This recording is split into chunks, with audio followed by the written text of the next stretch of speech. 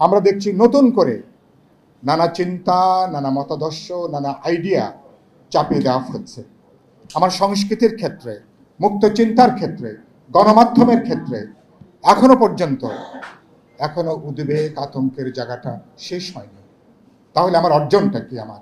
এবং সেরকম একটা পরিস্থিতিতে আমরা দেখছি যে আমরা সরকারের যে গুরুত্বপূর্ণ 3টা ম্যান্ডেট ছিল, বিচারের কাজটাকে তারা জোরদার করবেন, আমরা দেখছি এখনো সেটা দৃশ্যমান নয়।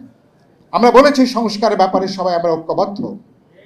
তাহলে কেন আপনি যেটা 15 দিন 1 মাসের মধ্যে আলাপ আলোচনা করে যে কাজগুলোকে গুছিয়ে এনে কিভাবে আমরা একবিংশ শতাব্দীর উপযোগী মানবিক গণতান্ত্রিক একটা দায়বদ্ধ রাষ্ট্র সমাজ সংবিধান তৈরি করব, রাজনৈতিক দলগুলোর আমাদের তো একটা প্রায়র কমিটমেন্ট আছে আজ থেকে কবছর আগে থেকে। সরকার এখনও সেটা নিয়ে দ্বিধা দোলাচল, এখনও কোনো সিদ্ধান্তের জায়গায় এখনও আমরা আসতে পারিনি। আমরা বলেছি খুব দ্রুত লয়ে করেন। কোনো কাজ আপনি ইচ্ছা করলে 3 মাসে করতে পারেন, 9 মাস লাগাতে পারেন, আবার ওই যে বলে 18 মাসে বছর, আপনি সেটাও করতে পারেন। এটা নির্ভর করে সরকারের রাজনৈতিক সদিচ্ছার উপরে। আমরা দেখতে চাই যে সরকারের রাজনৈতিক সদিচ্ছা নিয়ে নানা ধরনের প্রশ্ন উঠছে, তাদের এজেন্ডার বাইরে, এখতিয়ারের বাইরে, তাদের অগ্রাধিকারের বাইরে তারা নানা বিষয় নিয়ে তারা হাজির হয়েছেন। তারা বন্দরকে বিদেশিদের কাছে একটা তুলে দেওয়ার পায়তারা আমরা দেখছি, লিজ দেবার নাম করে। 17 বছর ধরে চট্টগ্রামের যে বন্দর একটা লাভজনক পর্যায়ে আছে। এই ঈদে জামা জুতো অ্যাক্সেসরিজের ডিসকাউন্ট। আমরা গত 2017 সাল থেকে একটা অসাধারণ মানবিক দায়িত্ব পালন করে বাংলাদেশ 14-15 লক্ষ রোহিঙ্গা উদ্বাস্তুদেরকে আমরা এখানে এখনো পর্যন্ত আমরা বুক দিয়ে তাদেরকে আগলে রেখেছি, যেটা ইতিমধ্যে আমাদের নিরাপত্তার জন্য বড় হুমকি হয়ে দাঁড়িয়েছে। আমাদের একটা পরিবেশগত বিপর্যয় দেখা দিয়েছে। সেখানে আবার তাদেরকে পুনর্বাসনের পরিবর্তে, তারা প্রত্যাবর্তনের পরিবর্তে এখন দেখছি সেখানে মানবিক করিডোরের নাম করে নতুন একটা দুর্যোগ, যেখানে সশস্ত্র গ্রুপগুলো, যেখানে অধিকাংশ তার সাথে একমত নয়। তাহলে বাংলাদেশ কার এজেন্ডা নিয়ে কাজ করছে? বাংলাদেশ কোন পরাশক্তির এজেন্ডা নিয়ে তারা আমাদের ওই অঞ্চলে তারা কাজ করছেন? এগুলো নাগরিক হিসেবে আমাদেরকে উদ্বিগ্ন করছে, আমাদের উৎকণ্ঠার মধ্যে নিয়ে আসছে। সরকার তার এজেন্ডার বাইরে যে অনেকগুলো এজেন্ডা নিয়ে সরকার কাজ করছেন। আমি গত কদিন ধরে বলছি সরকারকে, মেহরবানি করে আপনারা আপনাদের দুনিয়াদারিকে একটু ছোট করে আনেন, এজেন্ডাকে আপনারা ছোট করে আনেন, অগ্রাধিকারের তালিকাকে স্পষ্ট করেন। সরকার যে দেশ চালাতে পারছেন না, প্রতিদিন ঢাকা শহরে যারা তাকায় দেখেন অত্যন্ত স্পষ্ট। আপনারা চট্টগ্রামে একই আইনে দেখছি দুরকমের বিচার।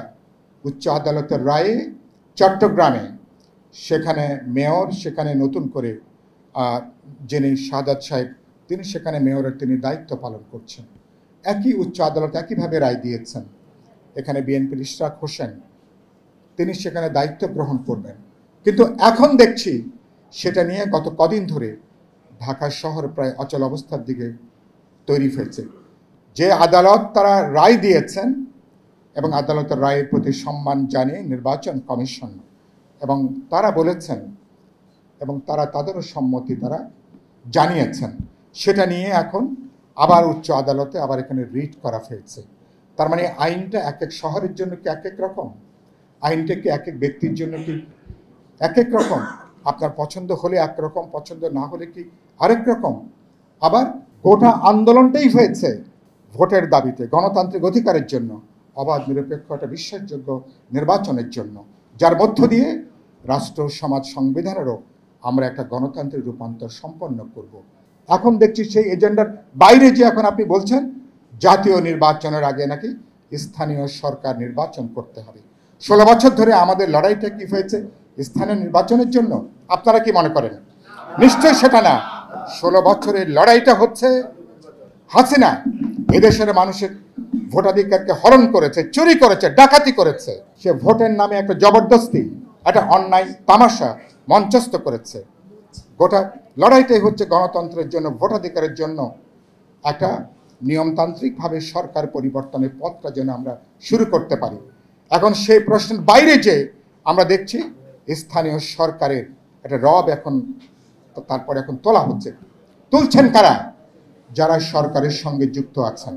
এই সরকার থাকলে যাদের জন্য সুবিধা হয়, এই সরকার থাকলে যাদের অর্থনৈতিক, রাজনৈতিক, প্রশাসনিক আধিপত্য যারা বাড়িয়ে তুলতে চান, তারা এই সরকারকে তারা প্রলম্বিত করতে চান, দীর্ঘায়িত করতে চান, অনিশ্চিতকালের জন্য একটা জবাবদিহিহীন সরকারকে তারা নিয়ে যেতে চান। এই সরকার যে দেশ চালাতে পারছে না, কেবলমাত্র গত 1 মাসে ঢাকা শহর দিকে তাকালেই তো সেটা বোঝা যাচ্ছে। সেজন্য আমরা বলেছি, এবং আজকে তারা নির্বাচন কমিশনও আজকে তারা ঘেরাও করছেন, বলছেন নির্বাচন কমিশন নাকি পুনর্গঠন করতে হবে। আমরা বলেছি হাসিনার জমানার পুরনো আইনে নির্বাচন কমিশন গঠন হয়েছে, সে আইনটাকে ভবিষ্যতে পরিবর্তন দরকার। আমরা যে সংশোধনী দিয়েছি ঐক্যমত কমিশন, সেখানেও এই প্রস্তাবনাটা আছে। কিন্তু এখন নির্বাচন কমিশনকে ঘেরাও করতে হচ্ছে কেন? নির্বাচন কমিশন উচ্চ আদালতের রায়টাকে তারা সম্মান দিয়েছিলেন বলে এখন নির্বাচন কমিশনকে ইশরাক যেন শপথ গ্রহণ করতে না পারে, সেটাকে পক্ষপাত দুষ্ট হিসেবে সেটাকে বিবেচনা করা হচ্ছে। গত 6 মাস ধরে নির্বাচন কমিশনে কোনো কিছু বললেন না, তার মানে আপনারা যেটা বলবেন, তার মানে সরকার এবং সরকারের সমর্থক, সরকারের চারপাশে যারা আছেন, আপনাদের মতামত দিলেই সাংবিধানিক প্রতিষ্ঠান নির্বাচন কমিশনগুলো ঠিক রাস্তায় আছে। আর নির্বাচন কমিশন তার আইনগত জুরিসডিকশনে দাঁড়িয়ে তারা যদি কথা বলে, তাহলে তাকে ঘেরাও করতে হবে, আন্দোলন করতে হবে। সরকার যেদিকে চলছে, এবং দেখছি যে ইতিমধ্যেই একটা মব সন্ত্রাস করে, মব ভায়োলেন্স করে আপনি গোটা জায়গাটাকে আপনি আজকে আপনার পরিবর্তন করে ফেলছেন। এটার আগে ছিল সামাজিক নৈরাজ্য, সামাজিক নৈরাজ্যের জায়গায় একটা রাজনৈতিক নৈরাজ্য সচেতনভাবে এখন এটাকে মদত যোগানো হচ্ছে, যেটা আমাদের জন্য দুর্ভাগ্যের, যেটা আমাদের জন্য উদ্বেগ এবং উৎকণ্ঠার। এই নৈরাজ্য সরকার যদি চলতে দেন, কোথায় তারা শেষ করবেন আমি জানি না। আমি 10 মাস পরও বলতে পারছি না বিচারটা কখন দৃশ্যমান হবে। আমি 10 মাস পরও বলতে পারছি না আমরা সনদটা কখন স্বাক্ষর করব সংস্কার ব্যাপারে। এখনো সরকারও পরিষ্কার করে বলতে পারছেন না, রাজনৈতিক দল বলতে পারছে না, মানুষ আশ্বস্ত না। 16 বছর ধরে মানুষ যে নির্বাচনের জন্য অপেক্ষা করছে, মানুষ ভোটের মধ্য দিয়ে কবে মানুষ নিজের জনপ্রতিনিধি নির্বাচন করবে, এরকম একটা অস্পষ্টতা থাকবে কেন 10 মাস পরে? ইতিমধ্যে আপনারা তো 3টা তত্ত্বাবধায়ক সরকারের মেয়াদ আপনারা পার করে ফেলেছেন। দৃশ্যমান কোনো সংস্কার, দৃশ্যমান কার্যকর কোনো পদক্ষেপ এত বড় সমর্থন থাকার পরেও আপনারা কিন্তু করতে পারেননি। দেবপ্রিয়দের শ্বেতপত্র কমিশন $16 বিলিয়ন পাচারের রিপোর্ট দিয়েছে আজ থেকে 6 মাস আগে। সেদিন তারা বললেন জমা দেওয়ার পরও গত 6 মাসে সরকার ন্যূনতম কোনো পদক্ষেপ গ্রহণ করেননি টাকা ফেরত আনার ব্যাপারে। হ্যাঁ, এটা একটা দীর্ঘমেয়াদী প্রক্রিয়া, কোনো সন্দেহ নেই, কিন্তু সরকারের বিশ্বাসযোগ্য কোনো উদ্যোগ এ পর্যন্ত দেখিনি। 6 মাসে যারা করতে পারেননি, আগামী 6 বছরের সময় পেলে আপনারা যে সত্যি সত্যি কিছু করতে পারবেন, এর কোনো প্রমাণ আছে? এর কোনো গ্যারান্টি আছে? এটাকে বিশ্বাস করবার যৌক্তিক কোনো কারণ আছে? আপনাদের লক্ষণ দেখে বোঝা যাচ্ছে না। মনে হচ্ছে অনেকগুলো কারা দেশ চালাচ্ছেন, বোঝা যাচ্ছে না। এক এক উপদেষ্টা এক এক কথা বলছেন, এবং আব্দুল হামিদের বিদেশ যাওয়ার সাথে সরকারে যারা যুক্ত, এখনো পর্যন্ত তাদেরকে চিহ্নিত হয়নি। বোধ করি সেই লজ্জা ঢাকার জন্য আপনারা একের পর এক এমন সমস্ত ব্যক্তিদেরকে গ্রেপ্তার করছেন, পরে তাদেরকে আবার আপনারা ছেড়ে দিত, জামিন দিত আবার বাধ্য হচ্ছেন। পুরো ব্যাপারটা সরকার একেবারে লেজে গোবরে করে ফেলছে। সময়টা ভালো না। সেজন্য সরকারকে বলছি, মেহেরবানি এজেন্ডাটা ছোট করেন, রাজনৈতিক দলগুলোর সঙ্গে আলোচনা করেন, আস্থার মধ্যে নেন, জনগণকে আস্থার মধ্যে নেন। আমি এখনো মনে করি মোশতাক অদিতি হক যেটা বললেন, অভ্যুত্থানের অর্জনটাকে এখনো ধরে রাখার সুযোগ আছে। কিন্তু আপনাদের বাড়াবাড়ি, আপনাদের অতিকথন, আপনাদের কোনো হঠকারিতায় অভ্যুত্থানের অর্জন কিন্তু যে কোনো সময় বিসর্জনও কিন্তু পর্যবসিত হবার ঝুঁকিটা কিন্তু আপনারাই কিন্তু বাড়িয়ে তুলছেন। এবং আপনারা যে ঐক্যটা আমাদের ছিল, সে ঐক্যটা নতুন নতুন বিভাজন, বিভক্তি, সরকার পরোক্ষভাবে আপনারা কিন্তু সেখানে কিন্তু মদত জুগিয়ে যাচ্ছেন। মেহেরবানি করে এগুলো বন্ধ করেন। আমরা আপনাদেরকে সমর্থন দিয়েছি, সমর্থন জুগিয়ে যাচ্ছি, চাই যে আপনারা সফল হবেন, এবং আপনাদের নেতৃত্বে আমরা বিচার এবং সংস্কার এবং আগামী জাতীয় নির্বাচনের মধ্য দিয়ে বাংলাদেশ 21 শতাব্দীর উপযোগী একটা গণতান্ত্রিক অভিযাত্রার দিকে যাত্রা শুরু করতে পারব। আমি আশা করি সরকারের শুভবুদ্ধির উদয় হবে। কোনো অতিকথন এবং কোনো বাড়াবাড়ির জায়গায় মেহেরবানি করে আপনারা পথ হারাবেন না। আমি সে বিশ্বাস রেখে আপনাদেরকে শুভেচ্ছা জানাই।